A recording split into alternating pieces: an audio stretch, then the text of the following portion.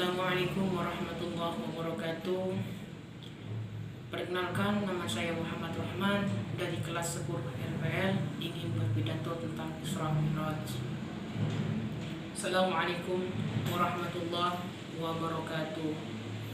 Kepada seluruh hadirin yang saya hormati dan saya banggakan, pertama-tama marilah kita membacakan puja dan puji syukur kita kehadirat Allah Subhanahu wa taala yang telah memberikan kita taufik, rahmat dan hidayah kepada kita semua, sehingga dapat bersilaturahmi bersama di sini memperingati Isra Mi'raj. Marilah kita bersolawat kepada Nabi besar Muhammad sallallahu alaihi wasallam yang telah memberikan petunjuk dari hal yang salah menjadi hal yang benar. Semoga kita yang ada di sini mendapat syafaat darinya di hari akhir kelak. Amin ya rabbal alamin. Marilah kita dengarkan hadis yang meriwayatkannya. Billahi minasyaitonir rajim. Bismillahirrahmanirrahim. Subhanalladzi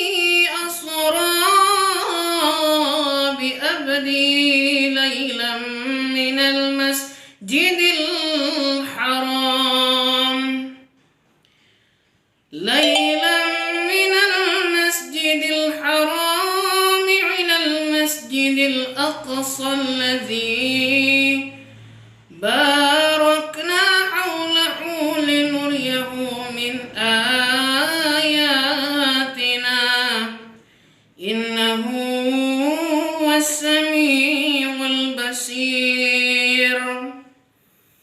Maha suci Allah yang telah memperjalankan hambanya pada malam hari dari Masjidil Haram ke Masjidil Aqsa yang telah kami berkahi sekelilingnya agar kami diperlihatkan kepadanya sebagian tanda-tanda kami. Sesungguhnya Dia Maha mendengar lagi Maha melihat. Surah Al-Isra ayat 1. Para hadirin semua yang dimuliakan Allah Subhanahu wa taala, perlu kita ketahui bahwa 14 yang lalu telah terjadi peristiwa sejarah yang sangat besar bagi umat manusia. Bahkan tidak sedikit yang masih mengabaikan kejadian ini.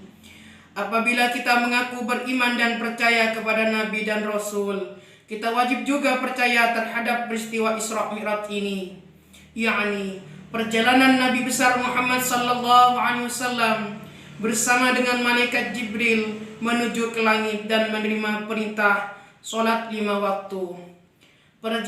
Perjalanan ini adalah satu-satunya perjalanan dengan sejarah umat manusia menuju langit ke-7 dalam waktu yang amat singkat.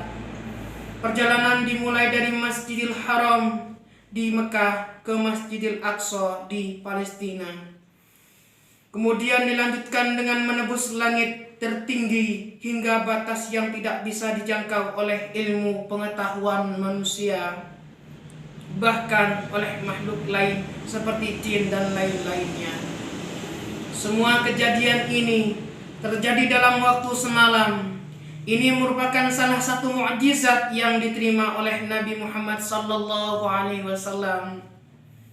Hadirin sekalian, dalam peristiwa ini, perjalanan Nabi Muhammad sallallahu alaihi wasallam dari Masjidil Haram di Mekah menuju Masjidil Aqsa di Palestina, kemudian naik ke Sidratul Muntaha, adalah peristiwa yang sangat fenomenal sehingga disebutlah sebagai peristiwa Isra Mi'raj.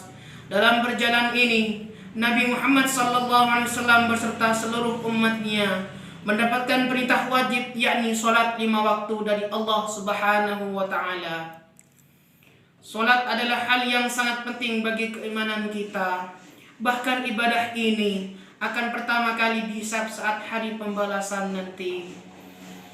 Salat 5 waktu adalah ibadah wajib yang dilakukan umat Islam. Bahkan perintah ini datangnya langsung dari Allah Subhanahu wa taala.